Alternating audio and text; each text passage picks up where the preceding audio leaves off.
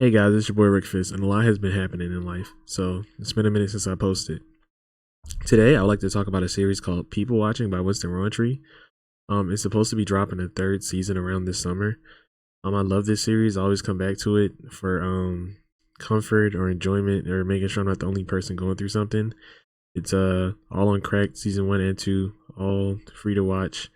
Amazing voice cast, amazing stories.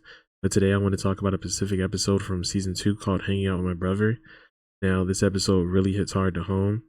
Um, so in this specific episode, we're introduced to two brothers, an older one named Jackson, who loves Star Wars and Force Ghosts, and a younger brother, Martin, who is trying to tell Jackson that life is right in front of him and for him not to miss it. And that's just the short of it. Let's talk about the convo they have and the sad reveal connected to the older brother's theory. This episode opens with the brothers watching Empire Strikes Back, and Martin brings up how Jackson has seen this thing like a million times.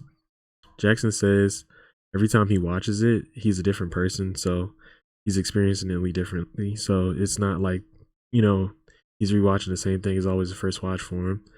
Kind of something reminiscent to what the 11th Doctor said before his reincarnation scene. You know, we all are different people throughout our lives. Pretty, pretty like right on point. Martin then asks Jackson how is he holding up because he knows something is wrong with Jackson. Jackson kind of is like, yeah, man, watching this is making me think about how like Obi-Wan died, but he came back as a Force ghost, and he still can talk to Luke just like nothing happened. So what is life? Now we cut to the bar with the bros cracking a few jokes, being corny, laughing back and forth.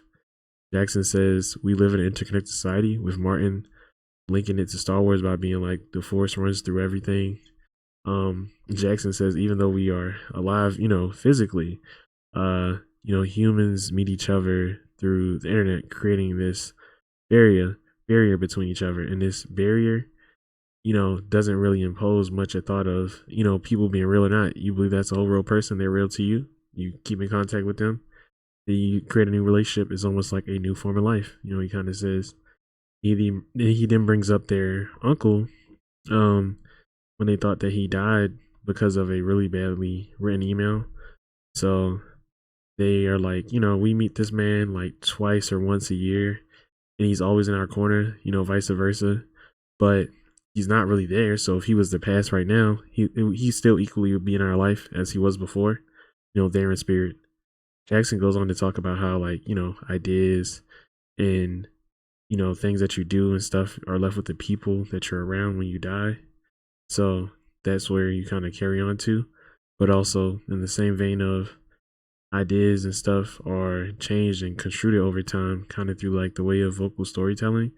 So by the end of it, that misremembered story is probably what's written in the history books. And then like, for example, like a good point to like hold on to, or just example of what he's saying, he brings up Shakespeare.